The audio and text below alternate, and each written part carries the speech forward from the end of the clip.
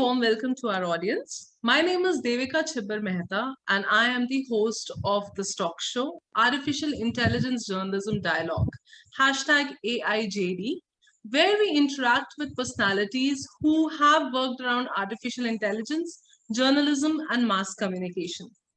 Our today's guest of honor, Dr. Dharini Mishra, has been a civil services officer who served in various senior capacities in the Government of India for more than 26 years. For 15 years, she was in Prasar Bharati, serving as editor-in-chief and of Doordarshan News and later as Director DDNews. Dr. Dharini has held the important position of CBI spokesperson and media officer during the highly turbulent 2G spectrum. She was also the media officer for the Ministry of Finance for 3 years. She completed her PhD in human development from Delhi University, and her thesis revolves around the designing of programs for children in Indian television. Dr. Dharini took VRS from government service 4 years ago and has been teaching organizational behavior, media issues, and development psychology in Delhi universities and other universities. She also works as a clinical therapist and special educator for children with autism, which is her passion in life. I must say, an incredible journey, ma'am. We welcome you here. Thank you, Devika. Yeah, My pleasure to be here. Yeah, right, ma'am. So, because I am the student of journalism and mass communication, and someone like you who has worked with Doordarshan News as a director, what are the changes do you see in the media industry then and now, if I say? Oh, there have been incredible changes. I was in the Doordarshan newsroom right from the 90s. I joined in 93 and I till 2017. So it has been a sea change. You would perhaps you are too young, but I started at the time when there were news bulletins to say, just for half an hour, Hindi news bulletin, English news bulletin, and everything was typewritten, and the newsreader would just read it. And the presentation was, that was the only thing in Doordarshan which went live. Baki, everything else was recorded, So, and that too, it required a lot of preparation, pre-preparation and everything to carry it off flawlessly. Soon the paperwork, the typewriting and all was replaced by computers. And that too was a big change. But the only aspect that changed was, writing and typing it on the computer. But slowly, this grew as I matured in the organization. The entire news setup was integrated. The visuals, the text, the input and everything was in one system. And it was so amazing for a person of my vintage who has seen the early days that you just have to type the label of the news clip and it comes out. And that entire news clip, edited news clip is there for your use. And the editor itself, the news editor, is incorporating it in the clip, in the entire bulletin. So it was pretty much amazing. So it has been a huge journey. And what I would say, like you're asking about the trends, trend is of course the incorporation of technology in news. So what is happening is that news is becoming more and more customized for the audience. Personalized, customized, yes. Yes, customized. So if you're a digital viewer, then what you are looking at is coming more and more and more in your feed, right? In your news feed. So news is being customized according to your taste, according to your interest, and whatever you are looking at, the more it is coming back to you. The second important aspect of news changes in the news industry, in media industry, especially news, are distribution. So earlier, how we used to relay the signals were through high transmitters and low transmitters. There was a huge engineering output and lot of technical things. But now what is happening is that you are live streaming. A person, a smart girl like you, are just sitting in your perhaps your home or a small office, and you are live streaming everything. So all that huge infrastructure is perhaps now redundant. So these are some of the. So I would just, if you want me to count, the trends in media industry are in distribution. The way the content is remaining the same. I think this is a very important factor which you and I and everyone should realize, that content is largely the same. It is the distribution. So so that same content is being distributed in a very easy, live, and a very informal manner.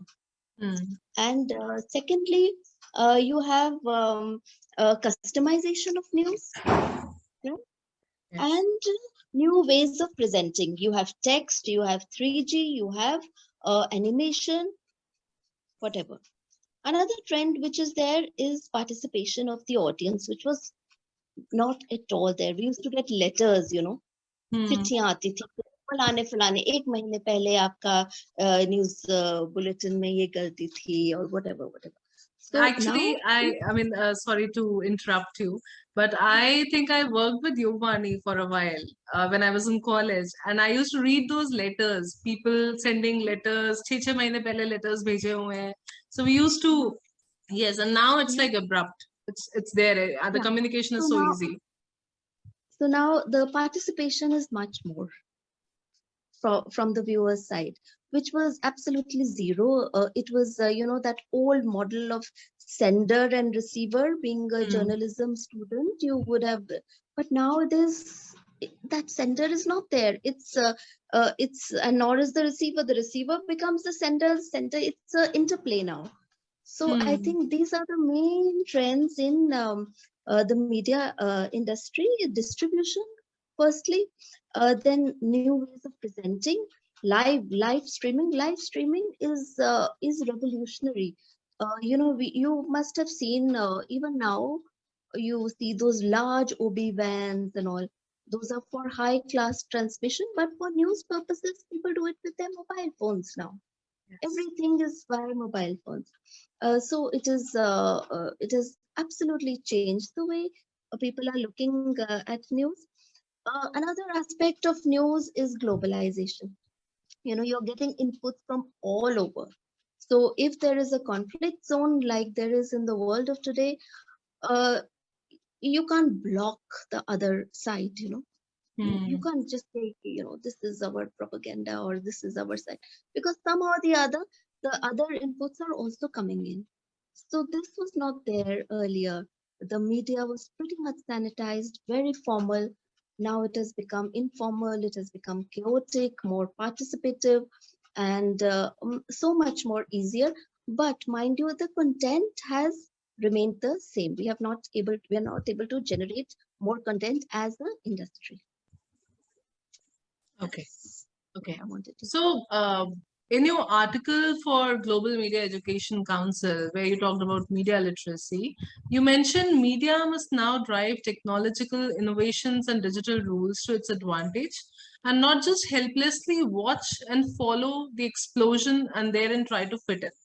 So, with the fourth industrial revolution and many writers now talking about the cusp of the fifth industrial revolution, which we are in, so AI to 5G and robots have made an entry into the newsrooms. What would be your take on it? Definitely, AI and high technology has made an entry into newsrooms. The way we are managing our news archives is revolutionary. So the entire architecture of the newsroom is built around the technological interface that you have in a newsroom, right? So all your old clips, your new clips, everything is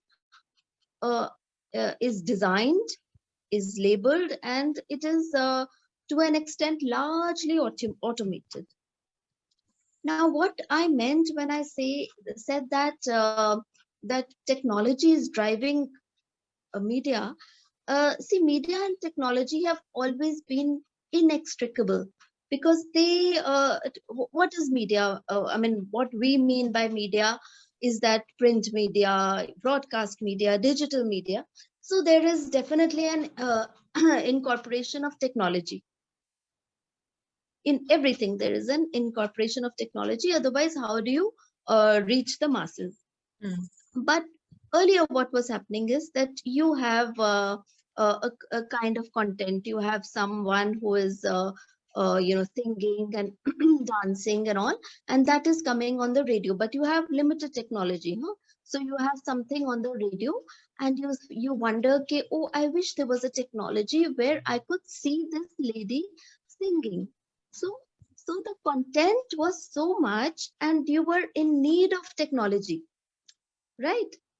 So you wanted to see that person who was singing. So slowly, when the TV came, you were able to see कि फलाना फलाना था जिसकी हम आवाज सुनते थे, whom we used to listen to.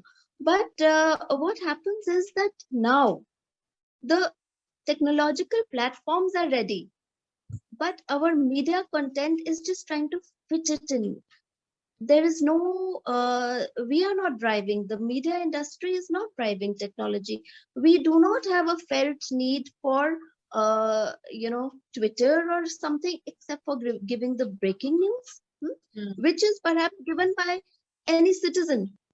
So now your media, huge media industry, like the big names in the media industry, and a common citizen who is perhaps just operating from their house and just finished cooking lunch or something, they are at the same level,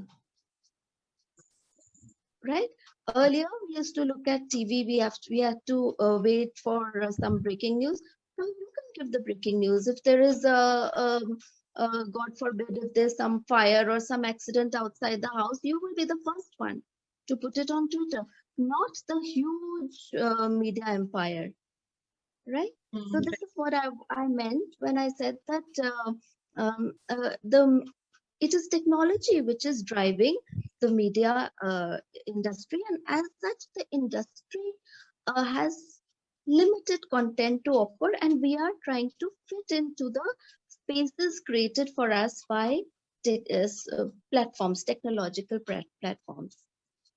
This is what I actually meant, and I feel that the film industry is now gearing up, entertainment industry is now gearing up.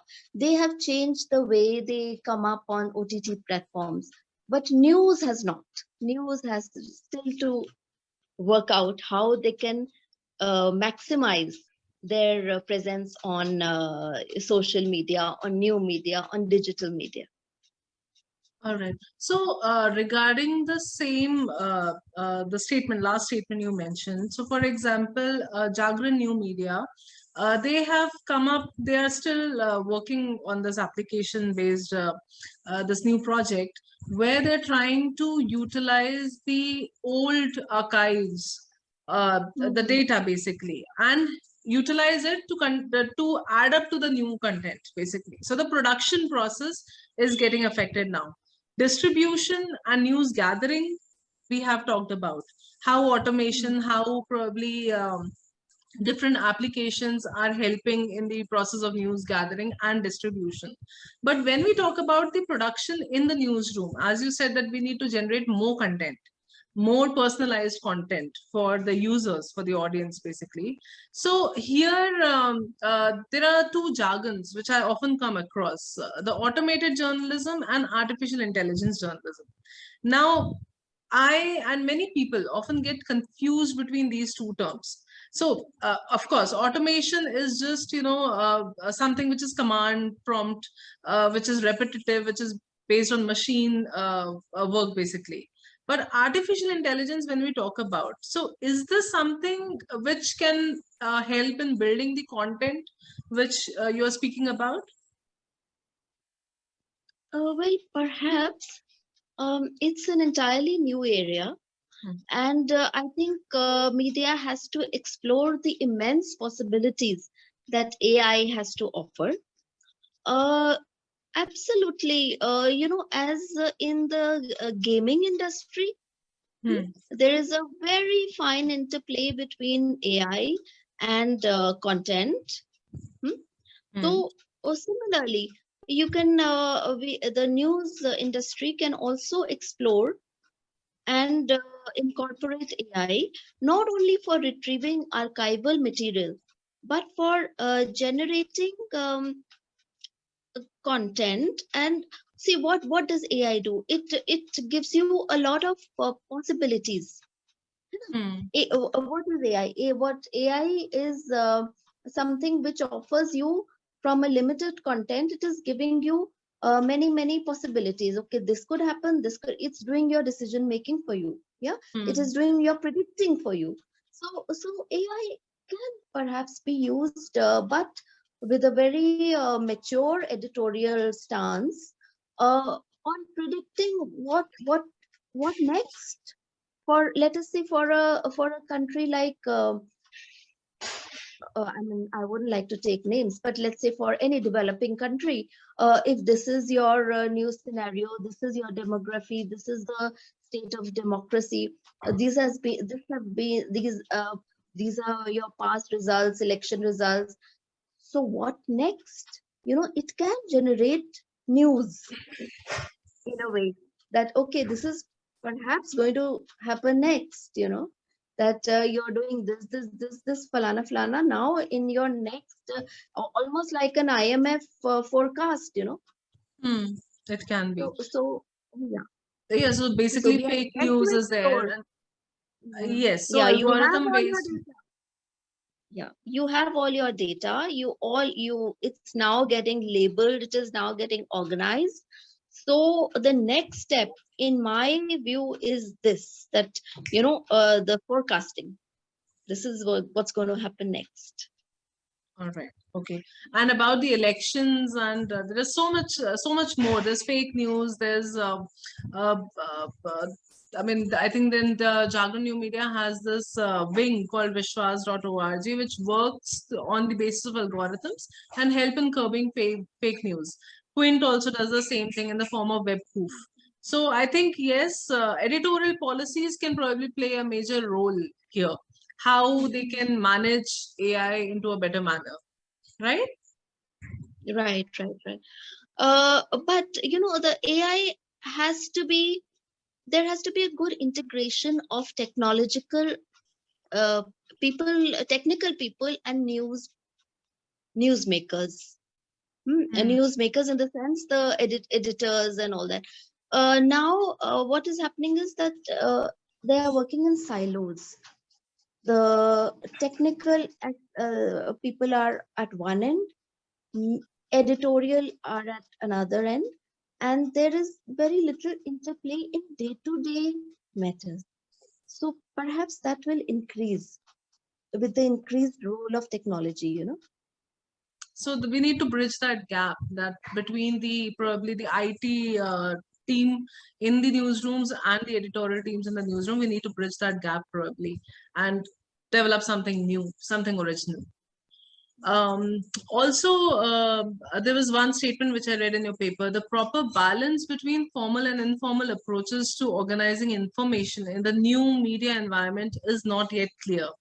And recently, we have also heard about the Elon Musk taking charge over Twitter. So, what do you think will happen to free speech? I mean, journalism has been associated with free speech and expression for so long. So, what will be your ideas there? Well, I think quite to the contrary. I think it is getting more and more informal now. The formal aspect of news, or especially on digital media, is limited to confirmation. For example, let's say something is going to, some cabinet reshuffle or something is going to take place. You have news all over digital media. Everyone knows, this is going to happen. This is the so and so is rumored, or almost there, going to be this, going to have this post or whatever. This is just an example. What we are just waiting for formally is the formal press release. Otherwise, it is all informal. And news is thriving on informality, and informality will grow, In fact, the formal sector is receding, and it is only for very, very specific purposes. But when we So talk there is about, no doubt that we have to adjust to this aspect that it's going to be free. It's going to be free speech. Nobody can stop you, me, or anyone from airing their views. And we don't really need the formal views of some big media organization. We read on Twitter. I mean, a person who has a very good sense of news gets so many followers, right? So yes, it's that it's that person who is there, his presence is there, people are finding new and new approaches, more balance, so they are following. They have no inhibitions, they have no formality now. right. You also talked about the information architecture at length in your paper. Would you please elaborate for our audience? What did you mean by that? So Information information architecture. architecture is something very basic to a digital media landscape. What information architecture is? How you are organizing your information, your data, the labeling aspect, what is coming out when you are typing, when you are searching. Hmm? So it's like a digital library. You just have to, it's very difficult to imagine. Only a highly technical person, their jargon is so specific that it is difficult to visualize. But I think the next best is to visualize a digital library Hmm. where if a book is not properly labeled, a good book can be never read, Right. right? So the architecture of information of any digital landscape is extremely important. Especially for a country like India, where there are so many languages, there are so many dialects. There's so to come up to the digital landscape, it has to be properly architectured. The If a person who is speaking uh, dialect and he wants to search something or he wants to blog about something, he should be able to do it, because Right. Yeah. otherwise the labeling will it will become like your imperialism, the you have to incorporate your indigenous culture, your indigenous languages, your indigenous needs, and all in that digital landscape. Because this is the new empire, and if you miss out on that, you will be lost. Exactly. Exactly. So here I also would like to raise a concern about the media literacy part. I mean, people who are from academia and the people who are professionals, I see a lack of communication over there. The children who are studying in the colleges and what they are learning and actually what is going on in the field.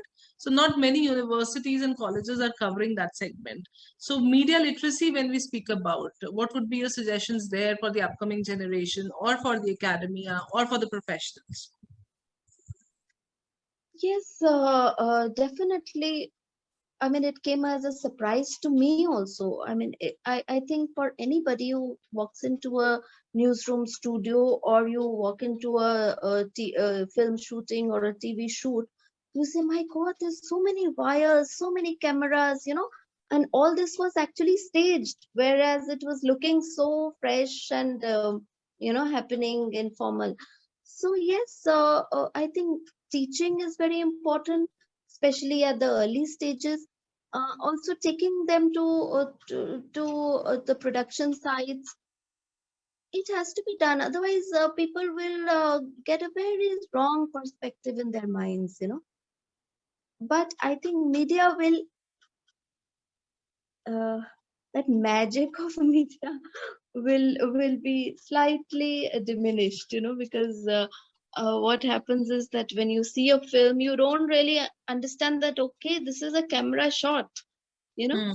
Uh, but when you actually go for a shoot, you realize that no, it's not a jungle, it's just 3 4 trees behind the actor, and you have taken such a shot that it looks like a deep jungle. But yes, it has to be there in the curriculum, and 1 or 2 field trips, almost like, children from urban areas, from fancy schools, are taken mandatorily to villages to see how things are happening.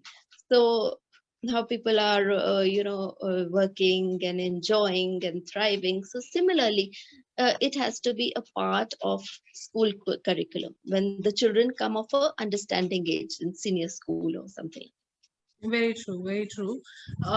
Also, this CMIE data recently showed that 2 crore women in India quit workforce in 20 between 2017 to 2022.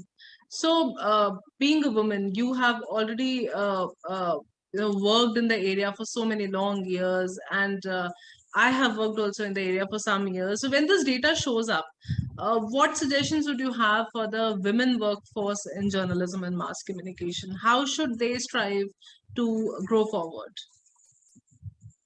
So, Devika, women never leave the workforce. Women are working so hard all the time. And I have switched from a formal sector to a sector which is, saying, okay, haan, to ghar pe and all. But, there is so much more work to do. There is so much more important work to do. And you are a woman is an anchor for the entire family to enable the others to work, the children to thrive and all. But unfortunately, this is going unrecognized, and there is no straight formula to find out, her contribution to the workforce. Even though you're not going to do a job, like that, but still there is so much contribution. And what we need, I think, every important huge economic organization is trying to figure out how to incorporate the women's contribution in a nation building, and economically, and monetize it. That's the biggest trick. But women leaving the workforce is, I think, due to so many reasons. It is due to the inflexibility of hours, due to very rigid rules, due to safety issues in the workplace, uh, and so much more, and needs at home. Now, what is happening? I feel with the upcoming technology, what possibly can be done is have a grid where women having so many talents are can contribute in their own time. This has started in our locality. I'm just sharing it with you, even if it's an interview, that women, someone is cooking, someone who has spare time is helping in the housework of a person who is actually going out to work. How is she helping? She's coming and overseeing the household help. So although she's not able to work, she's a housewife, but she is helping the other one. I mean, maybe she's getting paid for it, I don't know. So the That I mean, coordination like between a woman and a woman. Amazon, yeah, like an Amazon of products, you need an Amazon of services, where a woman or man or child or anyone can offer services, and the other one can take it. That's very, So very different perspective to it. So yes, I mean that's nice. So we also have this group in our society where it's called AWE. So it's a woman for a woman. How we women can support each other, probably learn from each other, and grow together.